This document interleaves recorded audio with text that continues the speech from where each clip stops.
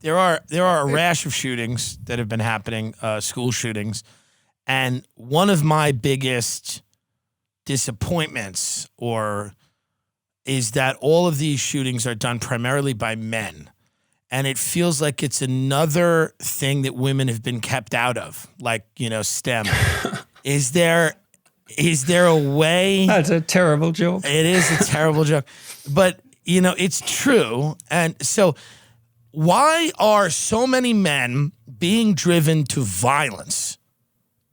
Well, it's not so many. I mean, the school shooters are a tiny, tiny, infinitesimal percentage of the population. And so it's very difficult to formulate a policy to deal with such things because they are, in fact, so rare and so unpredictable. Aggression per se has its uses. Males are disproportionately violent compared to females, or at least with regards to physical violence. Females have their own particular brand of aggression, which has more to do with reputation destruction than physical violence, and that starts very early. Yes. You can detect that in children. And you have a very, very large country. Right. 330 million people. It doesn't, one person in a million is pretty seriously disturbed.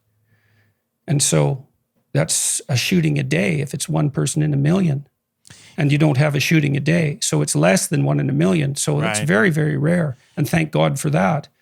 It is when you look at the numbers like that, but it does feel it's too much, right? I'm sure that when we look at across the world at other countries that don't have these things, is any of this attributable to the fact that men now, and women as well too, but since we're on the topic of men, are retreating more into the digital world, that they are less socialized, that they are more into, potentially, not to blame video games, but people seem to be retreating from the types of social structures that men had participated in for years, which was marriage, family, owning property, things like that. And it seems like a lot of men are not doing those things or doing those things much later in life. And there seems to be, and you've addressed this, I think, as effectively as anyone, there seems to be a tendency of those men that are not participating in those social structures to feel alienated and disenfranchised. And that often leads to, negative pathologies. How do you encourage the type of social commitments that point men in the right direction?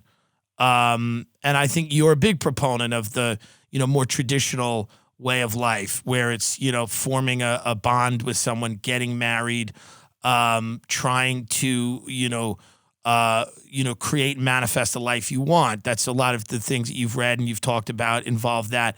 Do you see the digital sphere as being a real problem here because people can escape into that? I don't see the digital sphere as a problem, not as such. I think pornography might be a problem. Well, that's the digital sphere. Fair enough, but you'd have to decompose the digital sphere into its various aspects and then look at each of them.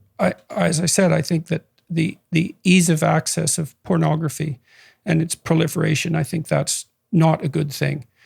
I think there are many good things about the digital sphere. I mean, there are large communities of encouragement that have popped up on YouTube. I suppose I am at the head of one, but there are many people doing similar things, like Jocko Willink is a good example. And your question was, I guess, two-part. You commented that there's perhaps a disproportionate number of people who are feeling alienated from the general community, from life itself, from the social world, from the natural world, for that matter, and that alienated, isolated, and lonely existence can lead to bitterness, and God only knows where that goes, right? That can move in an aggressive direction quite quickly. Well, the antidote to that, as far as I'm concerned, is something like encouragement. Is partly why I'm so appalled by the characterization of our society as essentially as a, both symbolically and literally, as a tyrannical patriarchy. That the criticism that emerges on the left is essentially that hierarchies are predicated on power, and power is equated to tyranny, and then so social structure itself is equated to tyranny, and that's nonsensical. It's a nonsensical oversimplification. The fundamental ruling principle of a functioning hierarchy is not power. It's something more like fatherhood. It's something more like encouragement and reciprocity and reciprocity and courage and productivity and generosity, all of those things. And I was talking to Jocko Willink a couple of weeks ago, and he's a very assertive and man, very much capable of physical aggression, built for it, and both physically and temperamentally. And he went through the Naval SEAL training, and that's a prime example of a patriarchal hierarchy, let's say. Sure. But what they were taught most fundamentally was that each of them had their buddy's back. Right. Like they were taught reciprocity. Right.